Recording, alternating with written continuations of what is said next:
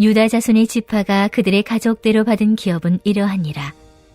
유다 자손의 지파의 남쪽 끝 에돔 경계 접근한 성읍들은 갑셀과 에델과 야골과 기나와 디모나와 아다다와 게데스와 하솔과 인난과 십과 델렘과 부알롯과 하솔 하닷다와 그돛 헤스론 곧 하솔과 아맘과 세마와 몰라다와 하살갓다와 헤스몬과 벳 벨렛과 하살스왈과 부엘세바와 비스요다와 바알라와 이임과 에셈과 엘돌랏과 그실과 홀마와 시글랏과 맘만나와 산산나와 르바옷과 시림과 아인과 림몬이니 모두 29 성읍과 그 마을들이었으며 평지에는 에스다올과 소라와 아스나와 사노아와 엥간님과 답부아와 에남과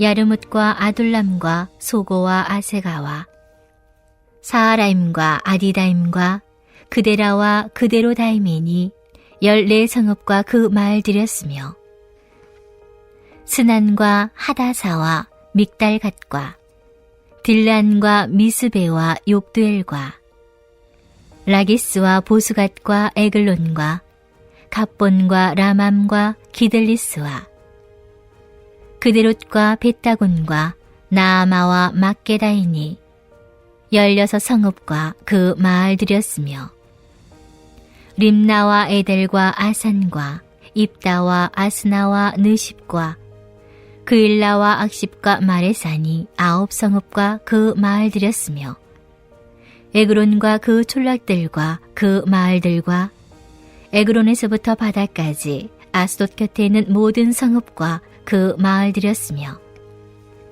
아스돗과 그 촌락들과 그 마을들과 가사와 그 촌락들과 그 마을들이니 애굽 시나와 대해 경계까지 이르렀으며 산지는 사밀과 얏딜과 소고와 단나와 기랴산나 곧 드빌과 아납과 에스드모와 아님과 고센과 홀론과 길로이니 11성읍과 그 마을들이었으며 아랍과 두마와 에산과 야님과 벳타뿌아와 아베가와 훔다와 기럇 아르바 곧 헤브론과 시올이니 9성읍과 그 마을들이었으며 마온과 갈멜과 십과 유다와 이스리엘과 욕두암과 사노아와 가인과 기브아와 딥난이 10성읍과 그 마을들이었으며 할훌과 벳술과 그돌과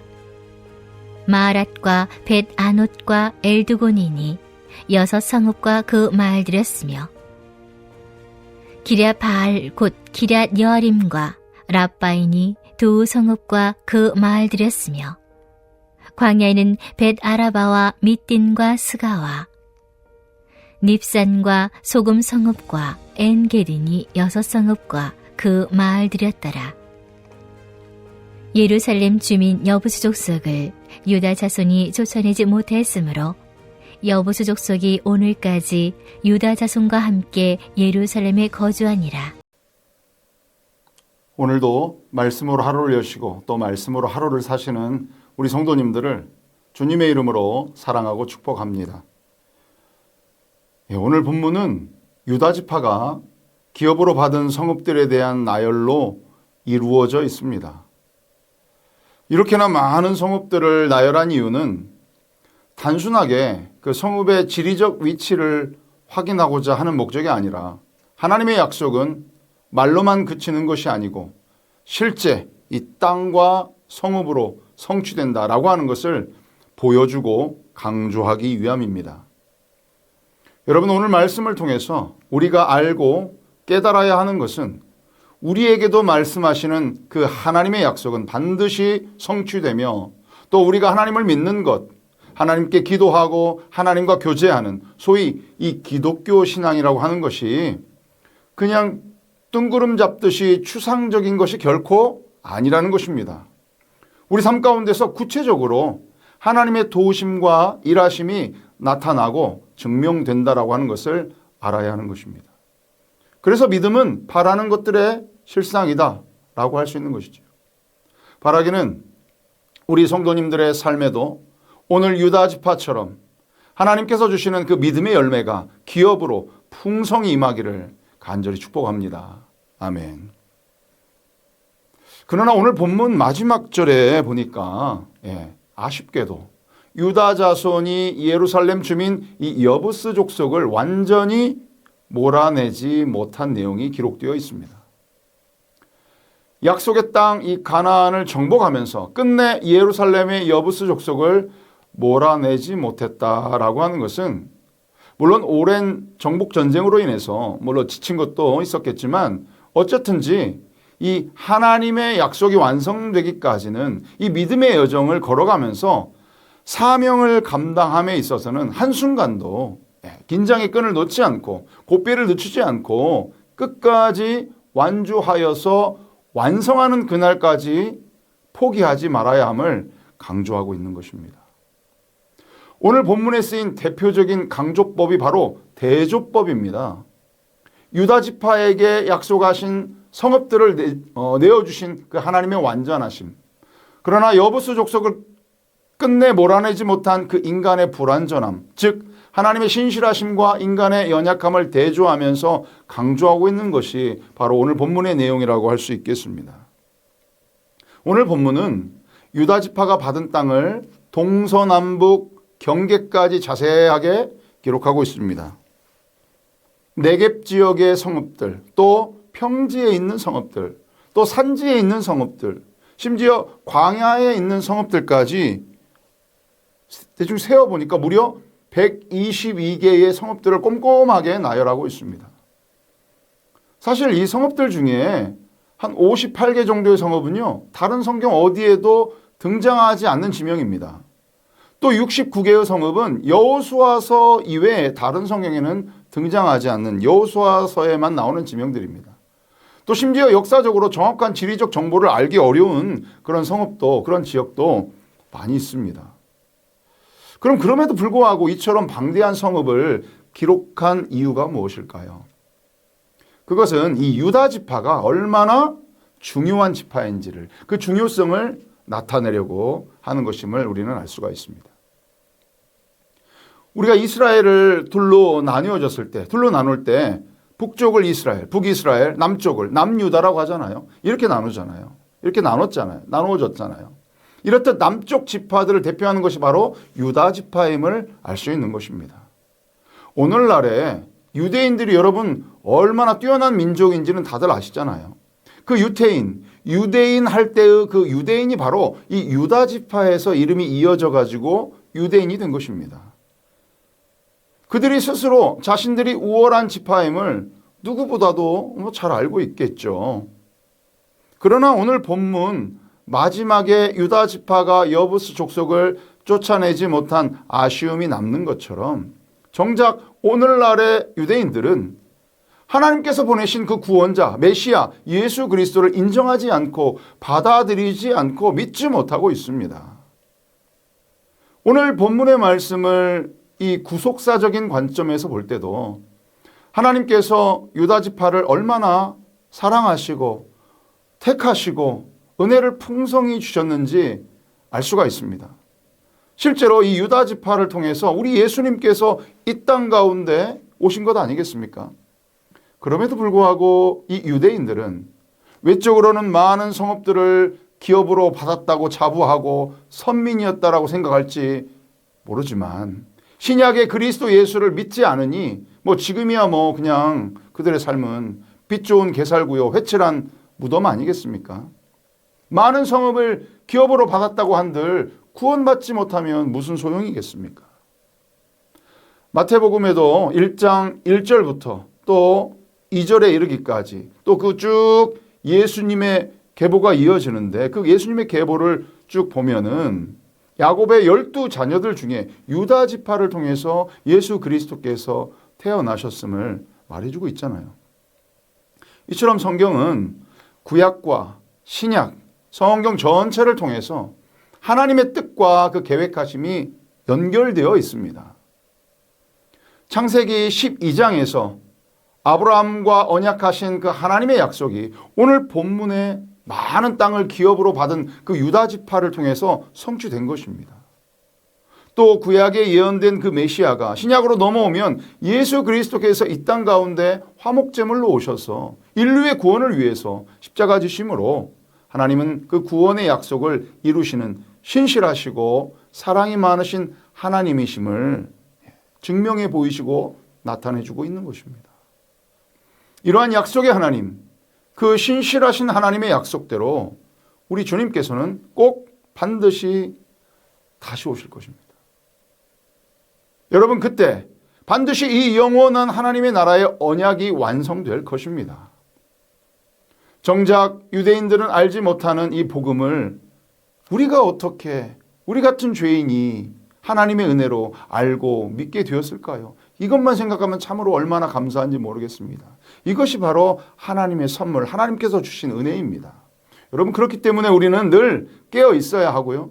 그렇기 때문에 우리가 존재하는 이유, 그 사명에 대해서 늘 확인하고, 그렇기 때문에 우리가 사명자로서, 이 복음의 빚진 자로서, 십자가의 전달자로서 하루하루 거룩한 삶을 위해서 정말 몸부림치면서 주님만 바라보고 십자가 붙들고 주님과 동행하며 늘 승리하는 삶을 살아야 하는 것입니다.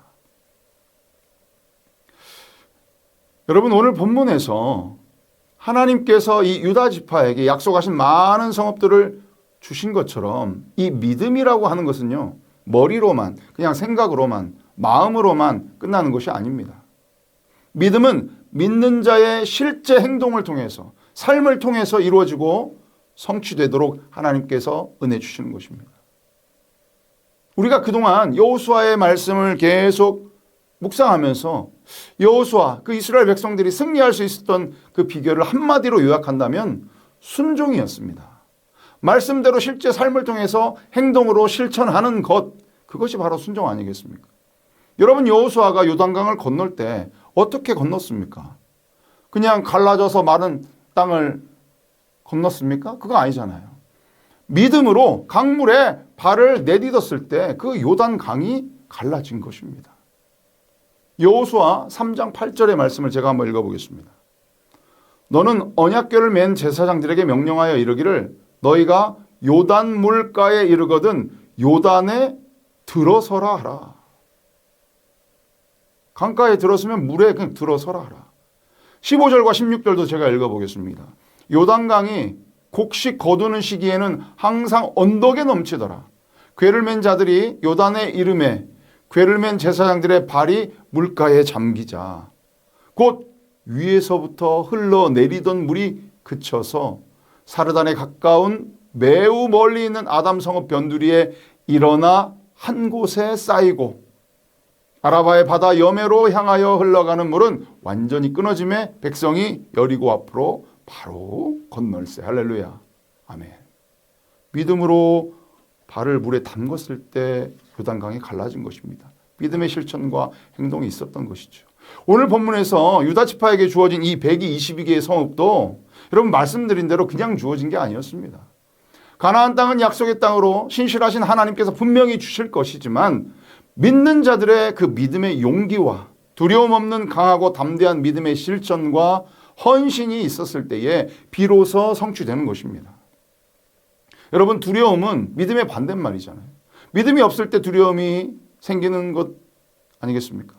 우리도 하나님의 약속을 믿고 하나님의 구원을 믿고 세상을 향해서 담대하게 걸어가고 담대하게 복음을 증거하는 우리가 되어야 될 줄 믿습니다. 믿고 의지하며 나아갈 때 두려움은 사라지는 것입니다. 여러분, 이것을 깨닫는 것이 바로 오늘 유다 지파에게 분배된 그 성읍들을 쭉 나열한 그 이유인 것입니다. 그런데 아무리 생각해도 오늘 본문의 마지막 63절의 말씀이 영 찜찜합니다.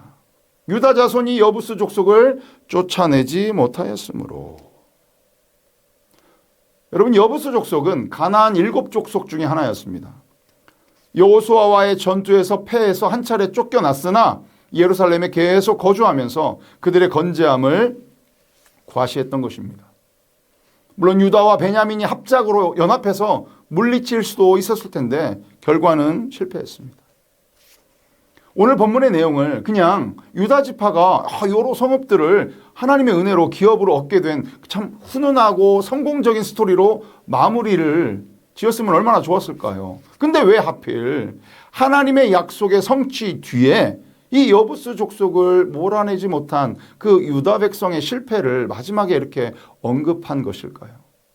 이것은 하나님의 약속이 성취되는 그 큰 기업을 얻었다고 여러분 교만하지 말라는 경고이며, 하나님의 약속은 포기하지 말고 멈추지 말고 끝까지 완수해야 됨을 말해주고 있는 것입니다. 이것은 어쩌면 우리에게도 경고를 주시는 하나님의 말씀입니다. 하나님의 약속은 분명히 주어졌지만 유다 지파는 믿음의 담대한 도전을 끝까지 이어가지 못했습니다. 여부스 족속은 결국 다윗의 시대에 와서야 다윗이 예루살렘을 정복할 때 비로소 여부스 족속을 몰아낼 수 있었습니다. 그 전까지 여부스 족속은 그 유다가 속한 땅에 그대로 남아 있었던 것입니다. 이처럼 작은 불신과 우리 앞에 놓인 그 사명과 사역에 대한 두려움과 불순종 하나가 여호수아 때에서 미루어지고 또 미루어지면서 다음 세대인 그 다윗의 때까지 이어지고 무거운 짐으로 찜찜하게 남게 되었던 것입니다. 여러분, 비교되게도 다윗이 왕이 될 수 있었던 것은 바로 믿음의 실천이었습니다. 다윗이 예루살렘을 정복할 수 있었던 것 또한 믿음의 실천이었습니다. 다윗이 골리앗과 싸울 때를 한번 여러분 생각해 볼까요? 이스라엘의 모든 사람이 이 골리앗을 보면서 두려워했었으나 이 소년 다윗은 만군의 여호와의 이름 곧 골리앗이 모욕하는 그 이스라엘 군대의 하나님의 이름으로 골리앗에게 나아가 맞서 싸워서 승리한 것입니다. 여러분, 이것이 믿는 자의 두려움 없는 담대한 태도입니다. 사랑하는 성도 여러분, 우리 삶에도 완전히 끊어내지 못한 죄악과 악한 습관, 또 거짓된 모습, 이러한 것들이 있다면 그것이 결국 다음 세대, 우리 자손들에게까지 고스란히 악한 영향력으로 대물림될 수 있음을 경각심을 가지고 깨닫고 여러분 끊어내야 합니다. 지금까지 우리에게 주어진 모든 것들이 하나님께서 우리에게 약속해 주신 그 약속의 성취의 결과물들 아닙니까? 지금까지 지내온 모든 것이 여러분 하나님의 은혜임을 고백할 수 있잖아요. 그러나 지금까지 주어진 그 성읍에만 만족하지 말고, 그래서 여부스 족속을 쫓아내지 못했던 그 유다 지파의 우를 범하지 않으려면 우리도 우리의 신앙의 여정을 우리 세대에서만 그냥 만족하고 그냥 이대로 살다가 천국 가면 되지 뭐, 이런 식으로 여기면서 우리의 믿음의 여정을 멈춰서는, 고삐를 늦춰서는 안 되는 것입니다. 우리는 다윗이 보여준 그 믿음의 정신을 이어받아서 비록 우리 앞에 놓인 골리앗과도 같은 그 넘어서야 하는, 이겨내야 하는, 정말 물리쳐야 하는 그 거대한 기도의 제목들이 있다라고 할지라도 여러분 여호수아가 요단강을 건널 때에 믿음의 발걸음을 내디뎠던 것처럼 다윗이 소년 다윗이 골리앗에게 담대히 나아갔던 것처럼 우리도 당당히 우리에게 주어진 십자가 지고 우리에게 맡겨진 사역들을 다음 세대에게 부담 주지 말고 우리 세대에서 마무리를 지어야 할 것입니다. 그것이 작정한 태신자의 구원이 될 수도 있고요. 또 새 성전 건축이 될 수도 있습니다.